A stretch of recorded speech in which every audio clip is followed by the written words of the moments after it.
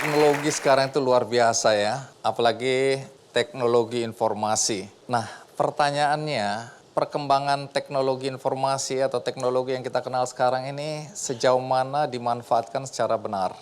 Masih banyak yang menggunakan media sosial untuk kegiatan-kegiatan yang negatif. Kita lihat ada hoax, ada ujaran kebencian, ada juga penipuan bahkan. Hari ini kita ingin mendengarkan cerita yang berbeda.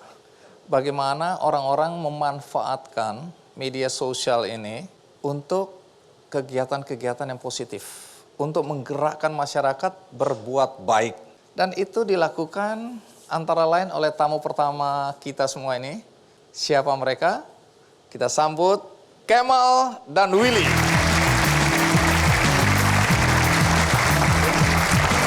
Willy, apa kabar? Ya, halo Om Andi. Iya, Kemal.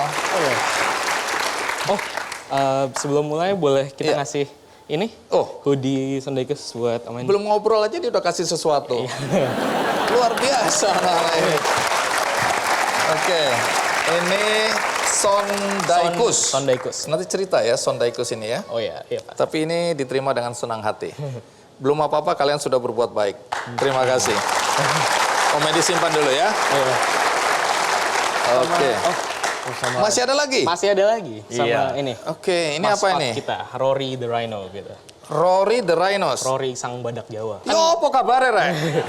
Suwe ora jamu. Bisa bahasa Jawa nggak dia? Belum bisa. Oh, belum bisa. Oh, namanya aja badak Jawa. Buat Om Endi, Iya. ada lagi nggak? Jarang ada yang ngasih-ngasih saya, jadi saya senang sekali. Oke, simpan dulu ya. Iya. Kemal dan Willy, katanya memang kalian sedang berjuang untuk menyelamatkan badak Jawa. Iya, pelan-pelan. Apa yang terjadi pada badak Jawa kok kalian mau menyelamatkan badak ini? Mereka itu cuma ada 67 di seluruh dunia. Di seluruh dunia? Di seluruh dunia. Dan cuma di satu taman nasional yaitu di ujung kulon itu. Tinggal 67? Iya. Di tempat lain nggak ada lagi? Nggak ada. Iya, karena kan kalau kayak kita lihat binatang-binatang yang endangered, kita tuh lihat kayak panda dari Cina, gajah dari Afrika. Sama juga kalau kita pikirin kayak animals yang endangered, seperti kayak endangered rhinos, kita tuh pikirin kayak badak yang di Afrika. Padahal kita punya badak sendiri di Indonesia, yaitu badak Jawa. Artinya, ngomong kalian ini sekarang sekolah? Ini sekolah. Di mana?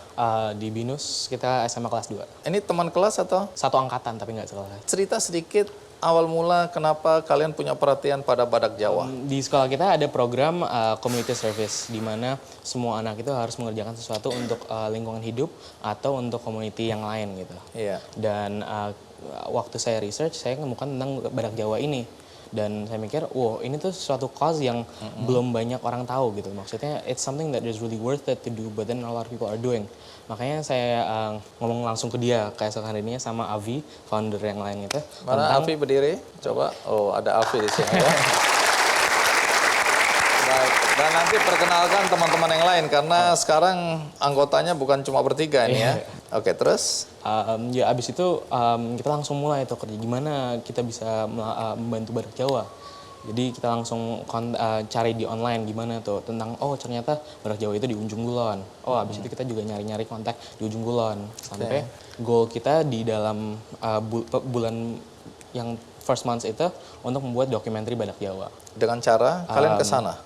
Ya, jadi kita pertama ke sana ngelihat masalahnya, doing kayak field study gitu lah, field work, try to really understand what they're doing, and then when we went back, kita mulai. Kamu ngomong bahasa badak atau bahasa apa tadi? Mereka ini di sekolah pakai bahasa Inggris, jadi bahasa Indonesia malah bingung ya. Jadi abis kita ke ujung kulon belajar tentang bagaimana proses konservasinya di sana gitu, beberapa aspek konservasi di sana, dan kita balik untuk membuat dokumenter short film badak Jawa. Tadinya katanya di Vietnam atau di tempat lain ada di Asia Tenggara ini ya. Tapi itu apa yang terjadi pada badak-badak Jawa yang ada di luar negeri? Mereka naik pesawat apa itu ke sana?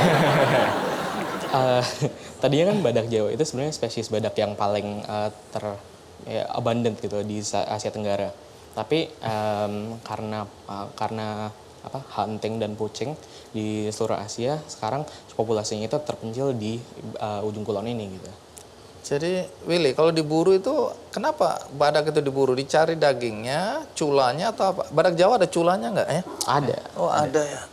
Oke, kenapa mereka sampai punah itu? Apa penyebabnya?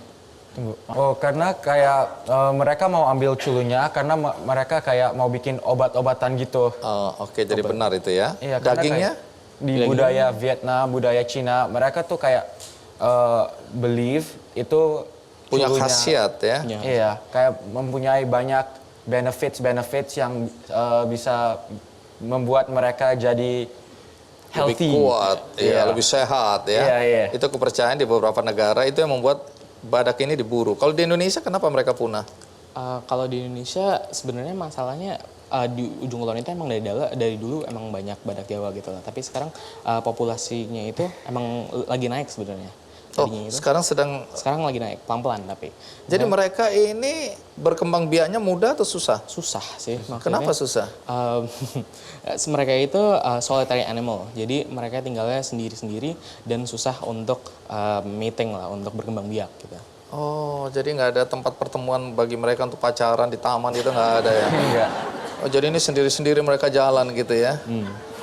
Ini kan mereka hidup di hutan, terus satu hari mereka jalan-jalan, ketemu di acara Kiki Andy.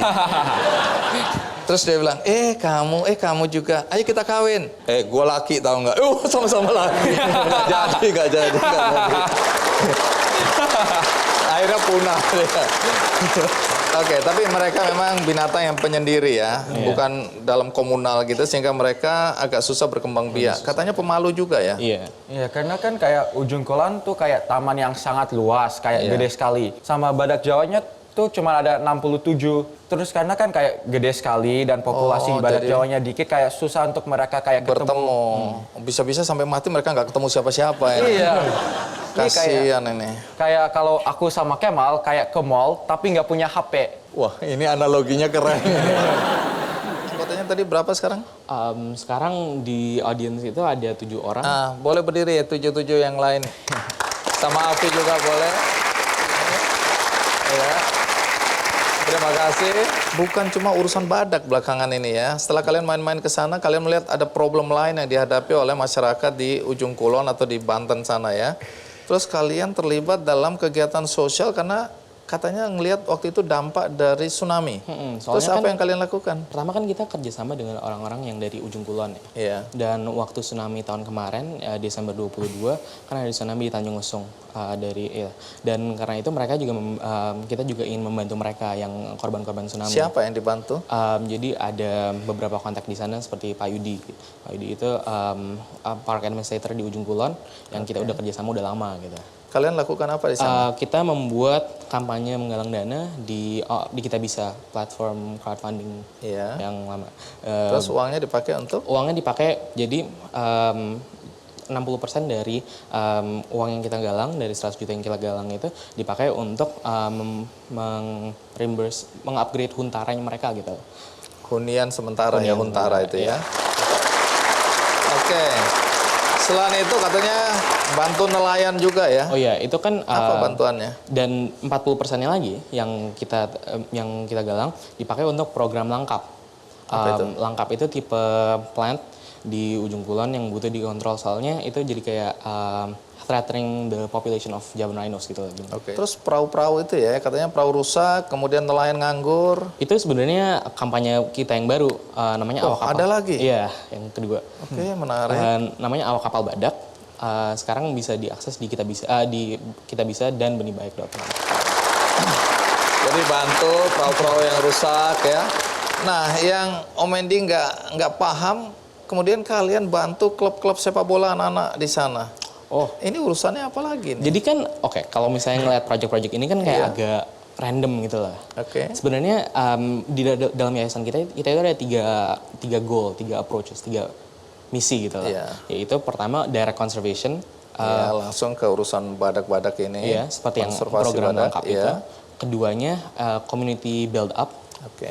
Jadi yang membantu komunitas di Tanjung Lesung. Sebenarnya kita percaya bahwa kita itu nggak bisa maksa orang untuk peduli badak Jawa, ya kan? Orang itu harus sendiri mereka peduli dengan badak Jawa. Iya. Dan Terus? community program ini kita ngebuat misalnya dari Sunday Coast FC, Sunday Coast Football Club. dan football program yang sebenarnya idenya dia. Nah, gimana Willy? Kenapa kalian menganggap melalui sepak bola kita bisa kampanye perlindungan terhadap badak? Kan saat kita ke Ujung Kulon National Park, kita kan kayak tadi Kemal bilang, kita bekerja sama dengan petugas yang bernama Pak Yudi. Satu malam kayak aku lagi ngobrol sama Pak Yudi, terus kayak aku sama Pak Yudi tuh suka dengan sepak bola. Terus kayak Pak Yudi menceritakan ke aku kayak ada anak-anak yang di Banten, kayak mereka mau main bola tapi kayak mereka nggak bisa karena kayak harus kerja, harus sekolah atau kayak juga nggak punya alat-alatnya, nggak punya tempatnya. Gak punya bola. Iya, makanya aku kayak membuat proposal ke tim, ke Kemal, Afi dan tim yang lain. Teman-teman. Ya untuk membuat kayak klub sepak bola untuk kasih oportunitas untuk anak yang ini bisa main bola. Tapi selain kayak juga kasih mereka oportunitas, kita juga kayak raise awareness tentang badak Jawanya. Kampanye lah ya. Terus nama klub sepak bolanya Sondaikus gitu. Iya, Sondaikus Sondaikus FC. Sondaikus itu apa sih? Sondaikus itu? Iya, boleh tunggu. Kenapa namanya Sondaikus? Jadi nama Sondaikus itu sebenarnya dari nama latinnya badak Jawa. Jadi ke depan apa harapan kalian dengan Sondaikus Project ini? Ya kan Sondaikus Project ini sebenarnya youth club, maksudnya youth project ya.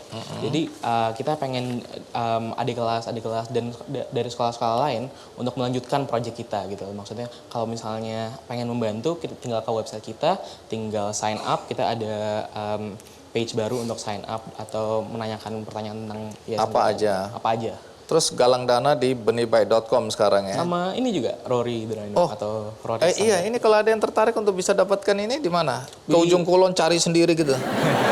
Wah, susah itu. Oh, susah Bisa ini ke- bonekanya. Nah, bonekanya ini bisa dapat di mana? Bisa di Tokopedia. Tokopedia ada? Cari aja ya Sondaikus langsung keluar. Terus dijual. Jual. Nah, uangnya dipakai buat apa? Uangnya itu juga dipakai untuk membantu program-program kita di Ujung Kulon gitu. Oh, jadi Anda juga bisa membeli ini ya.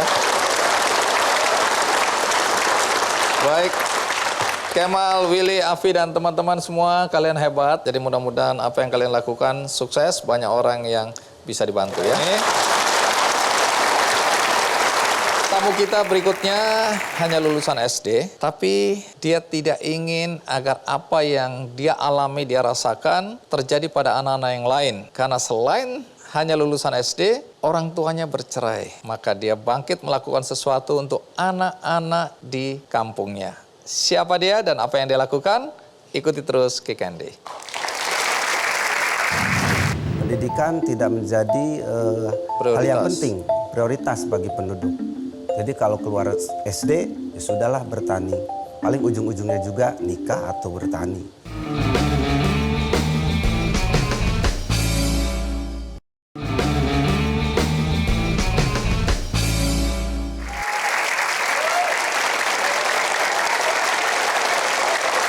Pendidikannya hanya sampai SD, orang tuanya bercerai, pernah jadi kuli bangunan, dan banyak penderitaan yang dia harus lalui dengan kondisi seperti itu. Karena itu pula dia tidak ingin anak-anak di kampungnya mengalami apa yang dia alami. Dia ingin ada perubahan di sana. Lalu apa yang dia lakukan? Mari kita sambut Rohman Gumilar.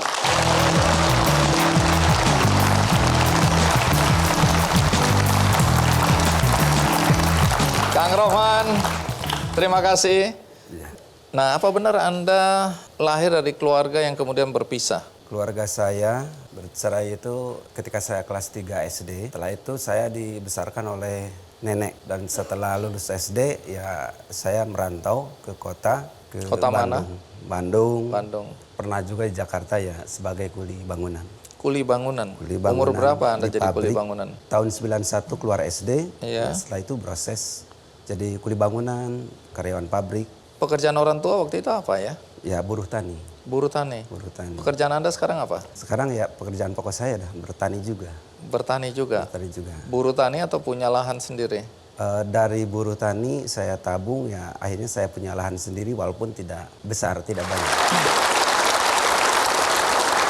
Nah, dengan kondisi pendidikan yang terbatas waktu itu ya, SD, kemudian kuli bangunan, kok bisa terpikirkan untuk kemudian mendirikan TBM, Taman Bacaan Masyarakat? Ketika saya di pabrik, di kuli bangunan, saya berpikir masa hidup saya begini-begini terus dengan pendidikan rendah, bagaimana masa depan saya. Terus tahun 2000 saya sudah kuli bangunan, pabrik, maka kembali ke kampung dan melihat keadaan kampung. Apa yang Anda lihat waktu itu? Di kampung ternyata belum ada perubahan. Pendidikan tidak menjadi hal yang penting, prioritas bagi penduduk. Jadi kalau keluar SD, ya sudahlah bertani. Paling ujung-ujungnya juga nikah atau bertani. Jadi saya berpikir SDM tidak akan ada peningkatan atau desa juga tidak akan maju kalau SDM-nya sama seperti saya rendah. Di sana mulai saya mendirikan komunitas gitu. Komunitas apa? Awalnya hanya sosial, budaya, lingkungan hidup. Saya rangkul semua remaja untuk mendirikan pemuda dusun. Kegiatannya? Iya, kegiatannya bekerja di lingkungan kerja bakti, mengadakan pagelaran seni budaya, sosial, seperti itu. Lalu TBM kapan munculnya? Tahun 2012 ketika ada mahasiswa dari Stikes melakukan KKN, dia mengajak saya untuk mendirikan pojok baca karena kebetulan saya juga hobi membaca, antara koleksi dia dan saya disatukan, maka berdirilah pojok baca di Balai Desa. Buku-buku pertamanya dari mana? Ya, koleksi saya sendiri. Emang Anda punya koleksi buku? Ketika saya gajian, saya targetnya kalau gajian pasti beli buku walaupun second. Kan kondisi ekonomi Anda berat. Iya, tetapi bagi saya buku itu lebih penting.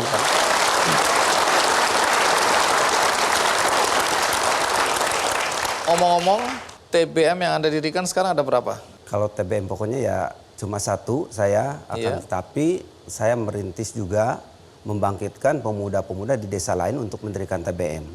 Itu ada inisiatif saya, ada juga tiba-tiba datang ke TBM saya mau mendirikan taman bacaan. Akhirnya saya support, kasih buku 1 dus dengan syarat harus berkembang, harus maju. Dan biasanya saya kontrol ulang lagi, dicek lagi apakah berkembang atau tidak. Sekarang udah ada berapa itu model-model seperti itu? Sampai sekarang data Taman Bacaan Masyarakat di Kabupaten Sumedang sudah ada 54, yang asalnya hanya sedikit. Tunggu, Anda bilang kan sebagian dari yang datang itu atau Anda bikin pojok-pojok baca itu kan Anda berbagi buku. Ya, berbagi buku. Dari mana Anda punya uang untuk beli buku sebanyak itu? Berapa banyak bukunya sekarang? Sekarang di TBM saya ada 3.000. Oke, dari mana uang untuk beli buku ini? Buku kan mahal. Ya, 3.000 itu yang terdata, yang terekap, dan kalau buku pelajaran itu tidak terhitung dan itu disebar. Dari mana buku itu datangnya? Saya satu tadi dampak dari media sosial. Tiap kegiatan saya upload dan juga dari berjejaring bermitra dengan CSR atau dari donatur-donatur perorangan. Nanti ceritakan juga karena belakangan Kang Rohman ini mendirikan sekolah SMA. Wish. Nanti kita dengarkan cerita soal sekolah SMA, tapi sebelum kita lanjutkan, mari kita ikuti dulu tayangan berikut ini. Baik, jadi apa yang Anda lakukan ini mendapatkan apresiasi ya, bahkan penghargaan. Kalau di sini bahkan ada penghargaan Panglima Tali Integritas KPK tahun 2016, terus anugerah Kewistara Balai Bahasa Jabar. Betul. Ada juga juara 1 pengelola TBM tingkat Provinsi Jabar. Tadi ada anugerah EN Sukaisi Award ya dari Dinas Pendidikan Jabar 2018. Dan juga penghargaan TBM Kreatif Hari Aksara Internasional dari Kementerian Dikbud. Iya, betul. Banyak Itu kali ya. terakhir. Nah, nanti cerita soal Anda yang lulusan SD tapi kok bisa jadi penulis skenario tadi ya, bahkan bikin film, bikin serial televisi, kemudian Anda mendirikan sekolah. Tapi nanti dulu, karena sekarang kita rehat sejenak, ikuti terus Ki Candy. Soal sekolah SMA, ini gimana ceritanya? Bener Anda mendirikan sekolah ini?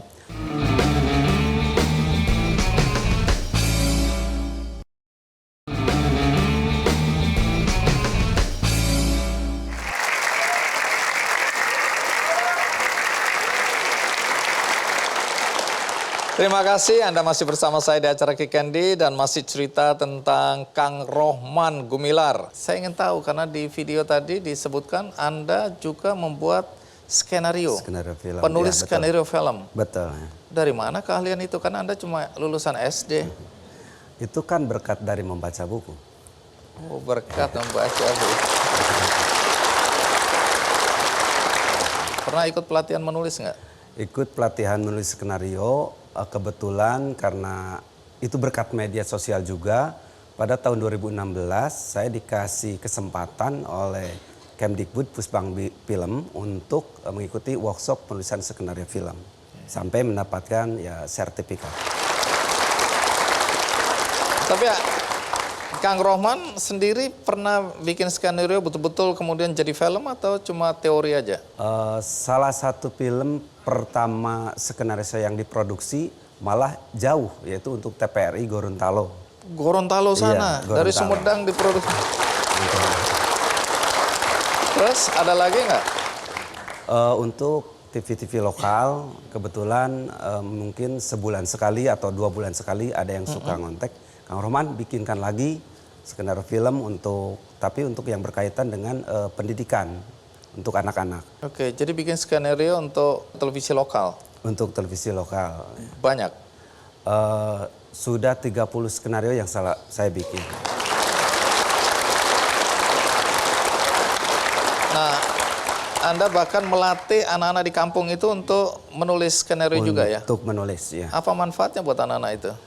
Di antaranya salah satu program pelatihan menulis, ada anak yang saya ikut sertakan lomba menulis dan akhirnya juara 3 nasional, akhirnya dia dapat beasiswa untuk meneruskan sekolah. Baik, Dan, ini ya, pintu dan- masuk ya. untuk menuju pendidikan yang lebih baik Ya. dari anak-anak itu ya. Satu lagi ada yang sudah buka usaha video syuting kayak gitu untuk nikahan segala macam. Berarti ya dampak dari apa yang saya lakukan pelatihan ada manfaatnya buat dirinya. Soal sekolah SMA, ini gimana ceritanya? Bener Anda Ya. mendirikan sekolah ini? Saya melakukan bersinergi lah, bermitra. Saya mendatangi sekolah formal SMA yang ada di kota. Iya. Karena jarak rumah saya ke kota itu sekitar 8 kilo. Dan dengan medan yang ya agak rumit karena seperti kali. Dan baru bulan ini jalan saya diperbaiki oleh ya Bupati baru. Awalnya ya seperti kali. Oke, jadi sulit. Ya, Terus sulit. apa yang Anda lakukan? Ya. Saya bekerja sama untuk mendirikan kelas jarak jauh. Tapi kebetulan ada program SMA terbuka, akhirnya saya mendirikan SMA terbuka. Oke, SMA cara belajarnya gimana SMA terbuka ini? Cara belajarnya fleksibel karena mereka itu biasanya anak-anak remaja buruh tani, terus juga ada yang kerja serabutan sehingga waktunya disesuaikan hari Jumat sama Sabtu. Oke. Itu disesuaikan dengan Ini sekolah formal atau informal? kalau SMA terbuka nginduknya ke formal. Formal. Iya, ke formal. Ikut ujian nasional gitu? Ikut ujian Oh, nasional. ikut. Jadi ada ijazahnya nanti juga? Tahun 2020 tahun depan sudah ada 1 alumni. Siswanya ada 19 dan untuk kelas berikutnya terjaring 9 orang. Berarti agak sedikit menurun tuh angka putus sekolah. Dan walaupun standar SSK tapi tetap sekolah berjalan. Ini bayar? Enggak, gratis. Tunggu, sabar. Ini pasti di otak kita semua. Lalu operasionalnya untuk lain-lain kegiatan. Ada gurunya nggak? Guru didatangkan dari guru induk. Siapa yang bayar? Sekolah itu sendiri karena saya melakukan semacam Sekolah jarak MOU jauh ya. itu tadi? Ya, semacam MOU lah. Terus juga di luar usia pelajar saya bekerja sama juga dengan PKBM, Pusat Kegiatan Belajar Masyarakat, ya. Dengan Tunggu, syarat ini harus ya, gratis juga. Harus gratis. Harus gratis juga. Oke, tunggu berarti sekolah ini baik sekali ya mau menolong Anda ya? Ya, Nah, kalau gitu yang baik-baik ini kita sebutkan sekolahnya apa ini? kalau sekolah itu SMA Pasundan dan kalau PKBM-nya PKBM Bina Cipta Ujung Berung dan itu jauh di Ujung Berung, jauh dari rumah.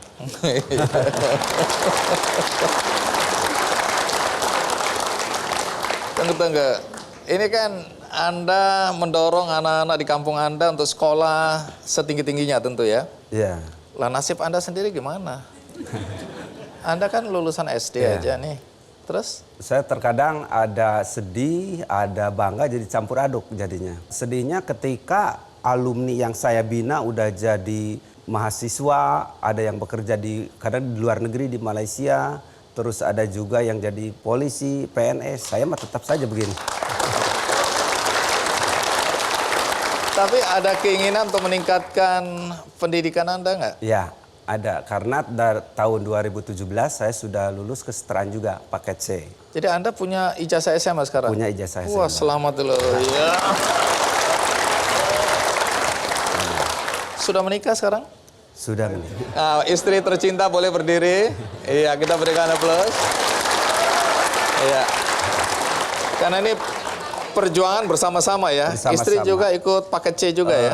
Istri juga saya dorong ikut paket C. Karena Oke. setelah saya lulus, saya dorong istri saya ikut paket C juga. Dan sama-sama bergerak di bidang sosial. Istri saya itu kader pemberdayaan masyarakat. Ini orang baik ketemu orang baik ya, bersatu berbuat kebaikan.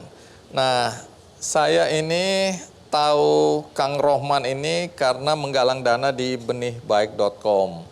Saya lihat, wah ceritanya menarik ini, makanya saya undang ke acara ini. Nah, Anda menggalang dana di benihbaik.com itu untuk tujuan apa? Untuk membuat taman bacaan yang memang layak. Namanya juga kan taman, harus nyaman, harus tertarik pengunjung gitu. Makanya itu pengen ada perluasan baik sarana maupun prasarana. Karena selama ini hanya ukuran Numpang gitu ya? Saung, bentuknya saung hanya 2,5 meter. Tapi tiap hari pengunjung berdatang terus. Apalagi kalau ada daya tarik dan sarana yang menunjang. Minimal yang belajar SMA terbuka, yang belajar kesetaraan, saya tidak meminjam fasilitas desa. Biasanya saya pinjam Posyandu, Aula Desa atau SSK. Nggak enak ya ngerepotin di sana ya kalau banyak orang datang itu kan ya. sekolah sisi kebon. Oh,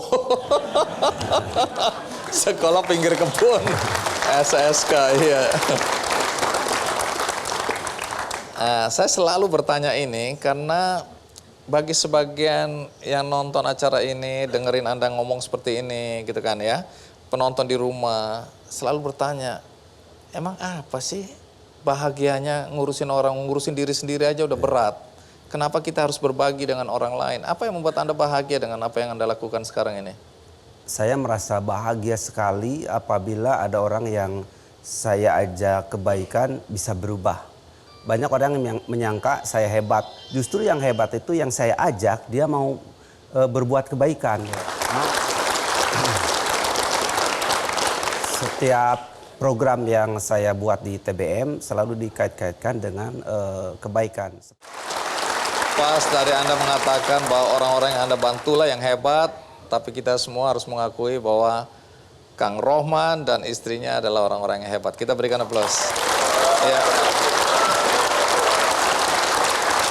Terima kasih Kang Rohman ya sudah berbagi cerita dengan kami, memberikan semangat siapapun yang menonton acara ini, apapun pekerjaannya, mudah-mudahan mereka mengikuti jejak Anda, berbagi dengan segala keterbatasan ya.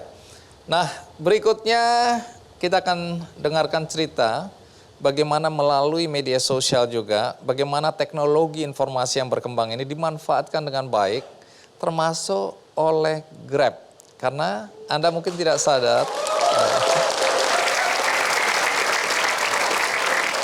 mungkin Anda tidak sadar bahwa di antara pengemudi ojek online dari Grab, ada yang penyandang disabilitas, penyandang tunarungu atau tuli.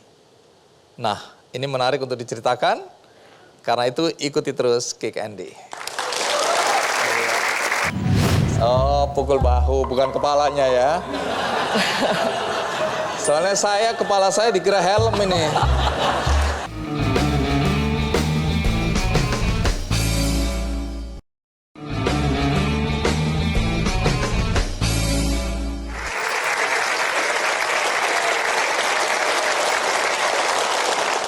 Banyak cara untuk membantu sesama. Salah satu caranya ini bagaimana melakukan pemberdayaan terhadap saudara-saudara kita penyandang disabilitas. itulah yang dilakukan oleh Grab. Bagaimana ceritanya? Mari kita sambut Neneng Gunadi. Iya. Mbak Neneng, terima kasih sudah hadir di acara KKND. Ternyata ada sejumlah pengemudi ojek online dari Grab yang nggak bisa mendengar, nggak bisa berbicara dengan jelas, atau mereka termasuk penyandang disabilitas tuli atau tunarungu. Itu benar itu ya? Itu benar banget. Ini memang sengaja direkrut atau kebetulan? Sebenarnya kan di Grab ini kita inklusif, kita terbuka buat siapa saja. Jadi kalau ada yang ternyata tuli melamar, tapi mereka punya SIM, bisa. Karena sesuai dengan misi kita adalah Grab for Good, jadi kita sangat inklusif untuk siapa aja. Ini hanya di Indonesia atau di Grab seluruh negara yang di mana ada Grab? Ini ada di seluruh di Asia Tenggara, termasuk Indonesia.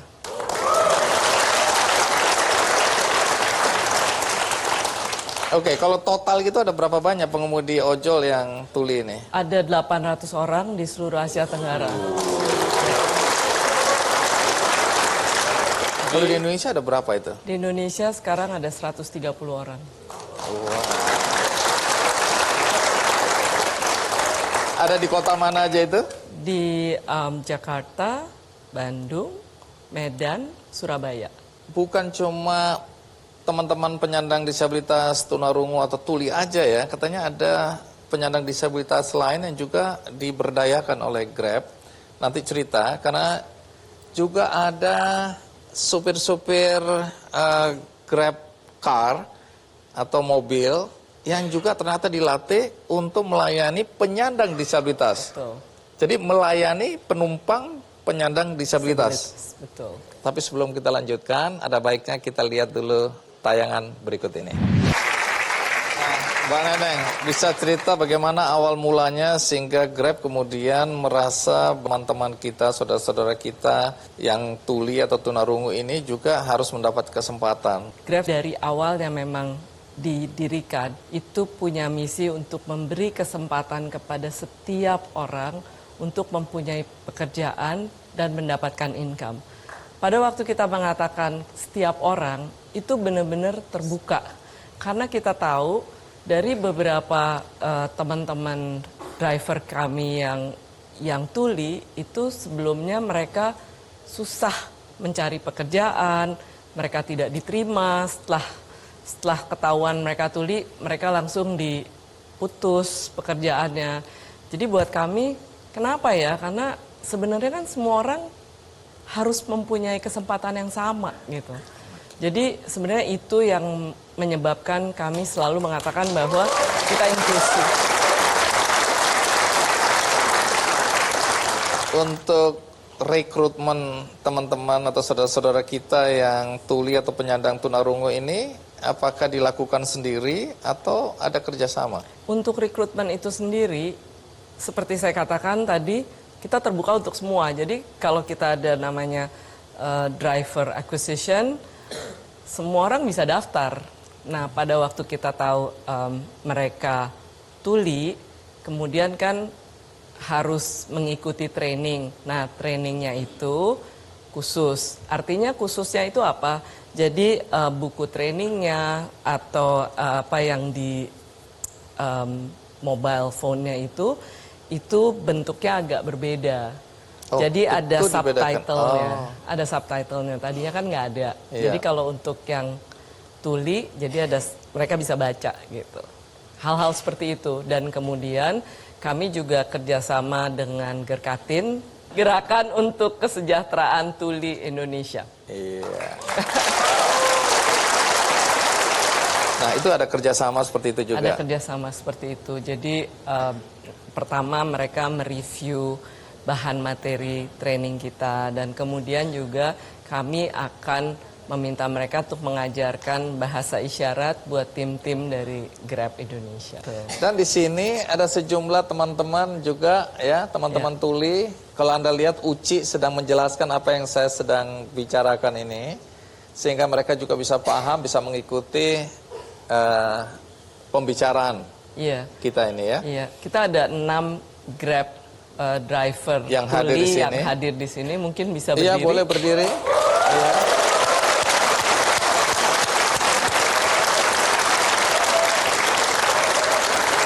Iya.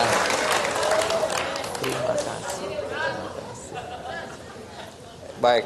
Dan saya atau kami juga mengundang beberapa teman-teman ya yang juga penyandang disabilitas tuli. Saya dengar bukan cuma penyandang disabilitas tuli tapi yang lain juga. Apa misalnya? Ada cerebral palsy, polio. Nah, ini saya mencoba ya memahami jalan pikiran orang-orang yang menonton acara ini. Pertama, untung Anda sudah menyebut ya kalau mereka sepanjang punya SIM, artinya mereka punya SIM ya. Mereka punya SIM. Oke. Pasti. Dibolehkan untuk ikut dalam proses rekrutmen. Tapi risiko. Ini kan selalu kita selain mata kan telinga juga ten, tahu-tahu ada bus besar gitu. Ini sunyi aja, tenang gitu kan. Weng gitu. Kalau kita kan, nah risiko itu bagaimana risiko itu? Tapi sebenarnya kan gini. Ada ketakutan seperti itu, bagaimana menjawabnya? Sebenarnya kan gini. Mereka sudah bisa mendapatkan SIM. Artinya mereka sudah bisa dan sudah layak untuk bisa menyetir. Apakah itu nyetir mobil, apakah itu nyetir motor. Dan sebenarnya kalau dilihat statistiknya paling nggak yang di Indonesia selama 5 tahun itu, safety record dari teman-teman yang tuli itu nil. Jadi mereka tidak pernah kecelakaan dan sebagainya. Nil. Itu cukup. Dan sebenarnya mungkin di sini juga saya mau menghimbau Ya. yang customer-customernya itu, karena ada juga customernya begitu tahu drivernya itu tuli Langsung terus dibatalin. cancel. Padahal depan dong. mata ini ya. Padahal kan mereka udah terlatih dan mereka juga bagus gitu. Jadi nggak usah khawatir. Jadi nggak usah khawatir. Kalau dialog tujuan sudah ada ya kalau di Sudah ada apps-nya semua, ya. iya. Tapi kalau mau bilang berhenti gimana? Coba Uci tanyain cara bilang berhenti, apa cukup mukul-mukul helmnya atau?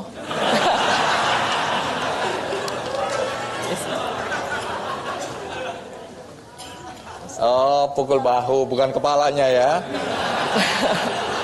Soalnya kepala saya dikira helm ini.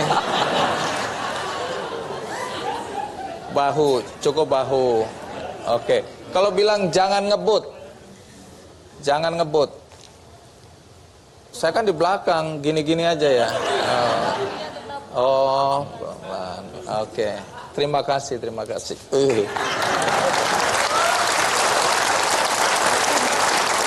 Nah, tadi sempat disinggung sedikit mengenai supir Grab untuk mobil yang dilatih tadi ya. Nanti cerita tujuannya apa manfaatnya. Kita rehat sejenak, ikuti terus Kick Candy. Kenapa sampai muncul gagasan untuk membuat sebuah program yang namanya Asah Digital?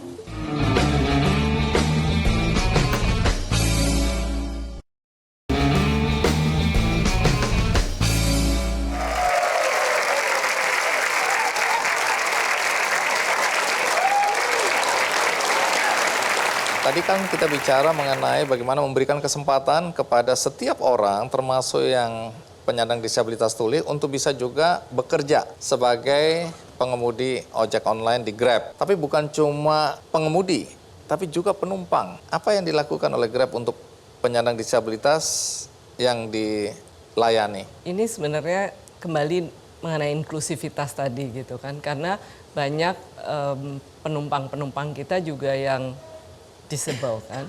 Kalau misalnya kita tidak menyiapkan mobil yang khusus buat mereka, nanti kalau mereka dapatnya mobil kecil kan nggak mungkin naik. Apalagi kalau mereka menggunakan kursi roda. Jadi akhirnya kita membuat yang namanya Grab Gerak. Apa itu? Grab Gerak itu adalah mobil yang pintunya tuh pasti pintu Sliding gitu. sliding. Sehingga buat mereka lebih mudah kan untuk naik dan agak lebih lebar. Itu yang pertama. Yang kedua, drivernya untuk Grab Gerak itu kami train khusus. Bagaimana melayani penumpang-penumpang yang disable. Kemarin saya diundang oleh Facebook untuk jadi pembicara. Temanya adalah literasi digital. Judul programnya adalah Asah Digital. Nah, itu merupakan bagian dari mengedukasi masyarakat kita menggunakan semua platform di media sosial untuk hal-hal yang positif. Nah, di sini ada Ruben dari Facebook juga sudah bergabung bersama kita, ya. Ruben, kenapa sampai muncul gagasan untuk membuat sebuah program yang namanya Asah Digital? 4 tahun terakhir kita sudah jalan di 22 provinsi, kita sudah melatih lebih dari 36.000 guru, siswa, dan orang tua juga. Dan yang kita lihat ke depannya kayaknya demand-nya ini masih banyak orang yang butuh program literasi digital. Ini sebagai contoh saja ya, kalau pengguna Facebook itu di Indonesia yang kita sebut sebagai monthly active user itu sebanyak 115 juta orang. Saya 3,3 juta diantaranya. Betul sekali. Yes, Candy. Nah, terus kenapa sampai terpikirkan ini penting ini? Ini saya rasa nih ada ranah untuk Facebook sebagai salah satu platform sosial media terbesar untuk turun berpartisipasi untuk kalau misalnya masyarakat Indonesia itu ingin menggunakan sosmed, ingin menggunakan platform kami, mereka bisa menggunakannya secara bertanggung jawab. Terima kasih Ruben ya. Kembali ke Mbak Neneng nih. Lebih dari sebulan yang lalu ya, 1,5 bulan yang lalu Grab Indonesia bekerja sama dengan benihbaik.com ya. Kita kerjasama untuk membantu saudara-saudara kita yang membutuhkan uluran tangan. Nah, yang jadi pertanyaan adalah kenapa Grab waktu dihubungi oleh benihbaik.com langsung mendukung? Karena itu sesuai dengan visi misi Grab for Good. Itu yang pertama.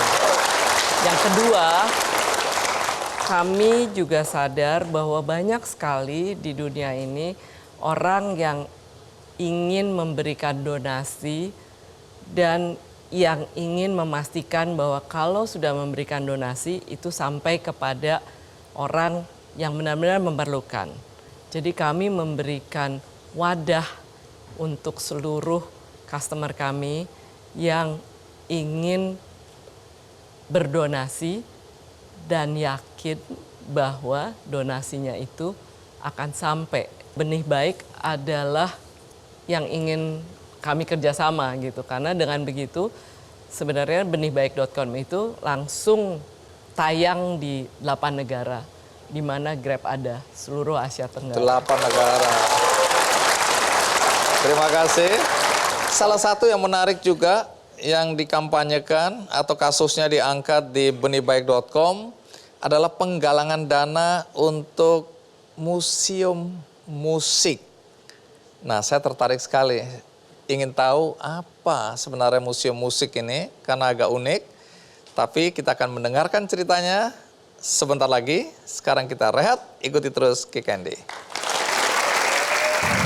Tek tek tek tek tur pak gundul ketiban pecul kena dodol kena tengkul tek tek tek tek tur.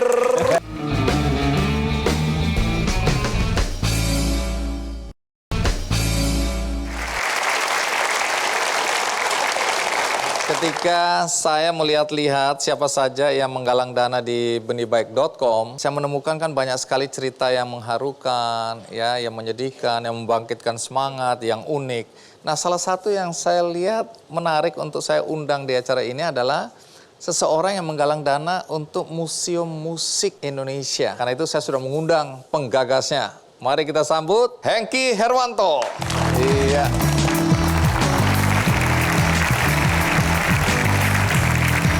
Mas Hengki, matur nuwun, terima kasih. Jauh-jauh dari Malang, Jawa Timur. Silakan duduk. Pekerjaan Anda apa ya? Kalau sekarang ya Ketua Museum Musik Indonesia. Kalau dulu? Bekerja di Jalan Tol. Jasa Marga? Betul. Pendidikan terakhir? Sarjana Teknik Sipil ITS Surabaya. Museum Musik Indonesia itu museum apa persisnya?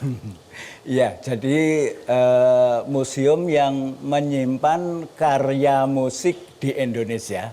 Karya musiknya berbentuk fisik, sebagian besar berupa piringan hitam, kaset, dan CD. Mungkin kalau di Indonesia pabriknya kaset dan CD sudah pada tutup semua. Tapi produknya masih Anda simpan? Masih kami simpan. Ini berdiri sejak kapan? Awalnya tahun 2009 dengan nama Galeri Malang Bernyanyi. Kemudian tahun 2016 kami perluas skupnya, tidak Malang saja tapi menjadi nasional sehingga menjadi Museum Musik Indonesia. Dari mana muncul gagasan untuk bikin museum seperti ini ya? Ya sebenarnya cinta aja, cinta kepada musik itu aja yang menjadi... Cinta pada musik. Anda sendiri musisi bukan? Bukan.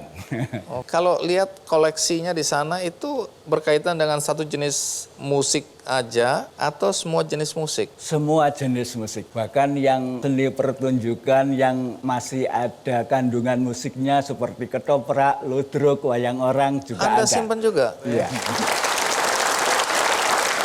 Dengar-dengar katanya dulu mulai dari garasi. Iya, di awal berdirinya saya dipinjemi garasi milik orang tua saya, ukurannya 3 kali 5 meter. Terus apa yang Anda pajang waktu itu? Awalnya kita berangkat ada 250 kaset piringan hitam, sumbangan dari teman-teman dekat. Nah kalau bicara koleksi musik, itu yang paling istimewa koleksi musiknya itu apa? Yang paling unik dan banyak pengunjung penasaran itu ingin mendengarkan suara yang keluar dari piringan hitam. Karena bagaimana dari sebuah piringan dia bersentuhan dengan jarum kok bisa mengeluarkan suara.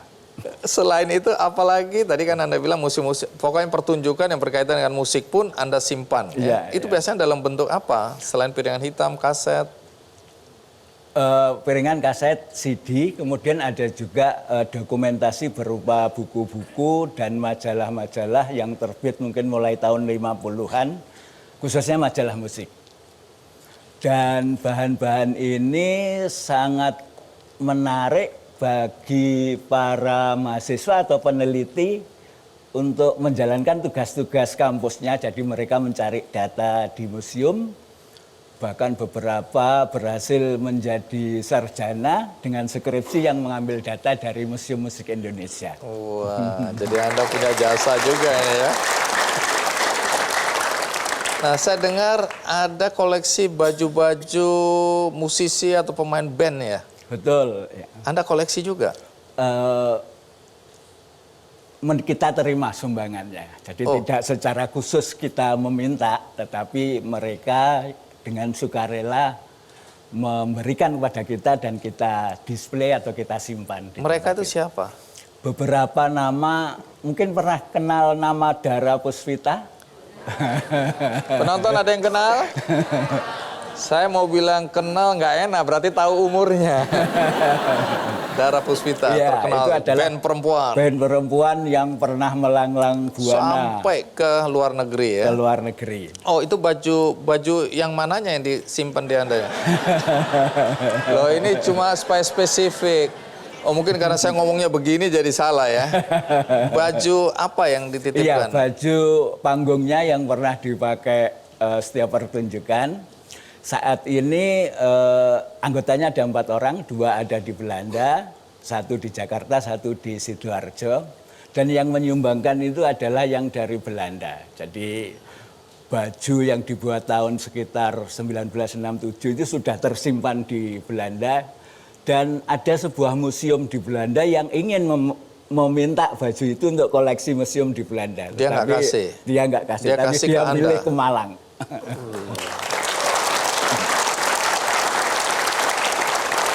Selain baju dari Dara Puspita, artis lain atau penyanyi lain, musisi lain yang menitipkan barang-barang personal dia? Ada Waljina. Oh, berarti kebaya dong, kebaya. Kebaya yang pernah dipakai konsernya di New Zealand. Jadi ada cerita di situ. Ada cerita. Terus satu lagi yang mungkin agak istimewa dari Iwan Fals. Apa yang diberikan ke Anda? Baru topinya saja.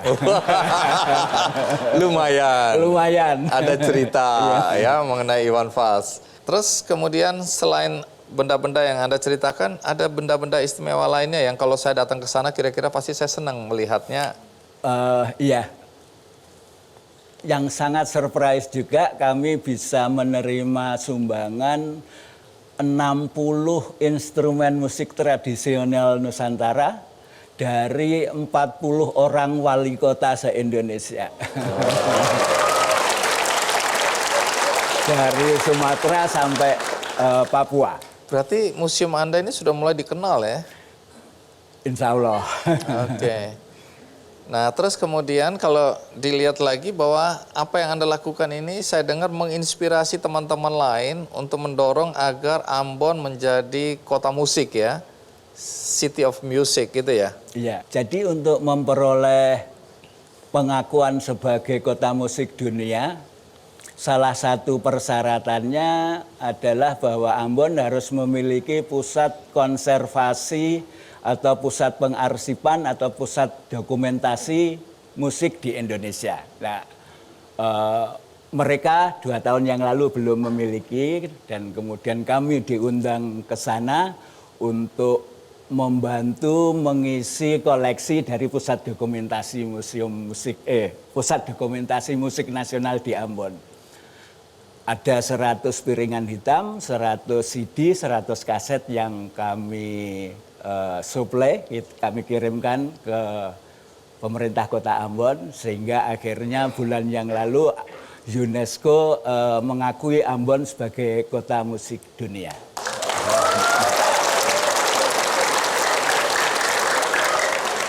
Saya ini sebenarnya mau nyumbang ini untuk museum Anda, diterima nggak ya? Diterima. Tapi saya bukan musisi. Tapi sebenarnya saya punya satu single itu yang terkenal sekali itu. Anda Iya. berminat untuk mendengarkan atau tidak? Berminat. Oke. Supaya nanti kalau ditanya, kenapa ada Ki Kendi di situ? Ternyata dia punya single juga. Dia penyanyi, ya. Boleh nggak? Boleh, boleh. Oke. Lagu yang sudah diketahui oleh masyarakat luas, sudah go internasional. Wah, hebat sekali. Siap?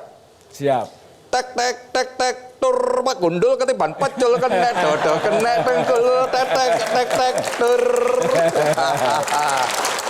Silakan diambil buat Oke, museum terima Anda. kasih, Bang. Iya. Kalau ditanya ini karya musiknya Andino ya apa? Tek tek Tek, tek tur. tek tur pak gundul ketiban pacul kena dodo kena tengkul tek tek tek tek tur. Terima kasih. Ini serius ini saya kasih Iya, buat iya. Anda ya. Oke, kami terima. Tolong dipajang di depan pintu masuk. Iya. Iya. Yang lain kalau perlu udah Anda simpen aja, tinggal satu-satunya itu. Iya. Baik, jadi kalau masuk ke museum Anda ini bayar atau gratis? Ya bayar, tidak Bayar. mahal. Berapa? Rp5.000.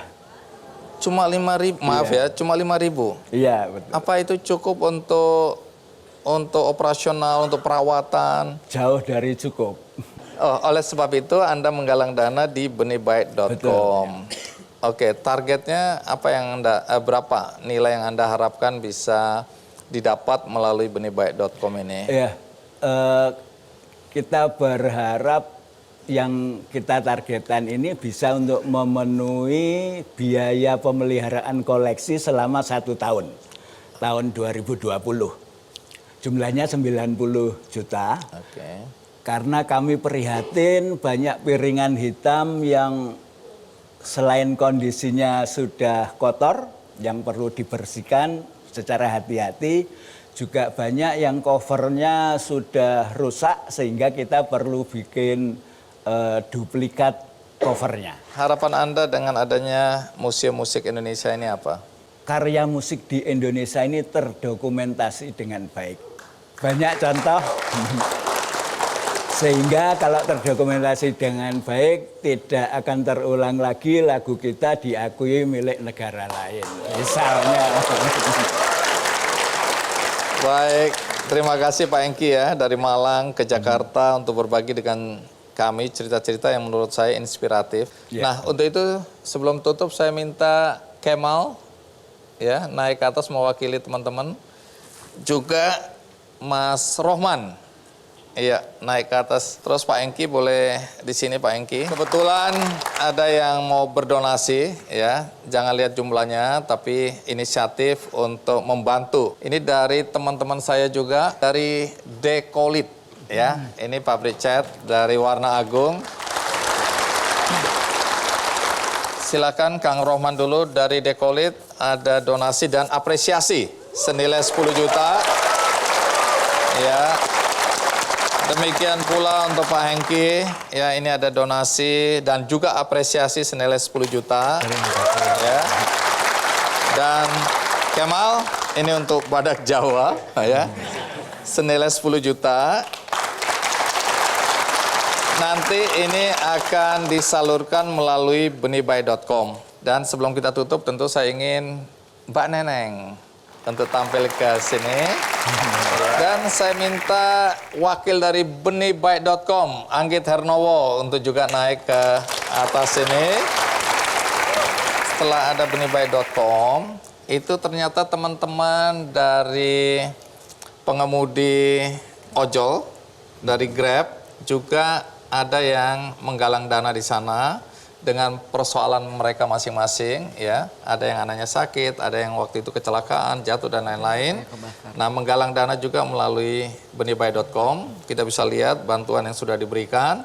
Tapi hari ini Mbak Neneng dari Grab ingin memberikan juga donasi kepada mitra-mitra Grab, ya, para pengemudi yang mungkin punya masalah, yang menggalang dana di benihbaik.com juga untuk bisa mendapatkan dukungan donasi. Silakan diserahkan sendiri dan berapa nilainya nanti akan diserahkan melalui benihbaik.com senilai 100 juta. Harapannya apa dengan dukungan dana senilai 100 juta ini? Kami berharap banyak dari mitra kami yang keluarganya sakit atau rumahnya waktu itu kebakaran dan mobilnya hancur dan semua bisa mendapat bantuan dari benihbaik.com. Anggit, cerita sedikit mengenai benihbaik.com itu apa sebenarnya dari tadi kita bicarakan. Dan ini ada sejumlah teman-teman dari benihbaik.com, boleh berdiri dulu kita lihat wajahnya. Iya. Apa itu benihbaik.com? Jadi benihbaik.com ini adalah platform crowdfunding atau penggalangan dana digital. Jadi kita seperti tadi yang diceritakan teman dari Facebook bahwa dengan adanya digitalisasi segala macam ini, pengumpulan dana, penggalangan dana pun bisa dilakukan secara digital. Jadi kalau teman-teman membuka di benihbaik.com, teman-teman semua bisa menyumbang kepada kasus-kasus apa yang ada di situ. Ada banyak kasus yang dijalankan oleh rekan-rekan dari Grab, dari Sondaikus, dari Kang Rohman, dari Pak Hengki, dan banyak sekali kasus-kasus yang lainnya. Jadi selain Anda menyumbang, Anda juga bisa menggalang dana. Itu Mas Andi. Caranya bagaimana kalau mau nyumbang ataupun mau minta bantuan melalui penggalangan dana? Oke, jadi kalau mau menyumbang ataupun menggalang dana, tinggal dibuka benihbaik.com. Kemudian di situ dilihat mana yang akan disumbang. Siapapun juga yang memiliki e-wallet seperti OVO, Dana, GoPay, Link Aja, bisa langsung nyumbang pakai itu. Grab Reward, ada yang punya Telkomsel Point bisa nyumbang juga. Bisa juga lewat transfer seperti biasa kalau kita menyumbang. Itu ada untuk BRI, menyumbang. Mandiri, ya, BRI, BCA, Mandiri, BCA, hampir semuanya bank, bisa, BNI. semua bank bisa langsung. Yang kedua, kalau akan menggalang dana, Anda tinggal buka juga benihbaik.com, kemudian buka bagian penggalangan dana. Di situ Anda bisa baca syarat-syaratnya, Anda menyerahkan dokumen apa yang diperlukan, dan menceritakan kasus apa yang Anda rasa layak untuk ditampilkan dalam penggalangan dana. Jadi mudah sekali, tinggal dari handphone ya. Gitu Mas Andi. Baik, terima kasih. Dan seperti biasa di akhir acara ini saya ingin berbagi buku untuk semua penonton yang ada di studio maupun penonton yang ada di rumah. Buku bagus sekali, Selasa Bersama Mori. Ini juga sudah pernah difilmkan, ya, ceritanya menarik sekali. Ini favorit saya, salah satunya. Nah, caranya mudah, yaitu melalui kuis di Twitter Kick Andy Show, ya. dan juga bisa melalui undian di website kickandy.com. Dan bagi Anda yang tadi terlewatkan menonton dari awal, jangan khawatir juga karena Anda masih bisa menonton acara ini dari awal melalui metrotvnews.com dan juga bisa melalui YouTube di Kick Andy Show. Apakah semua sudah menerima buku ini? Apakah semua bahagia? Terima kasih, jangan lupa yang di rumah Anda juga bisa mendapatkan melalui cara-cara yang tadi. Akhir kata kita berikan aplaus yang meriah untuk orang-orang inspiratif, untuk Grab, untuk Benih Baik, dan semoga episode ini juga menginspirasi kita semua yang hadir di sini dan penonton di rumah. Sampai jumpa.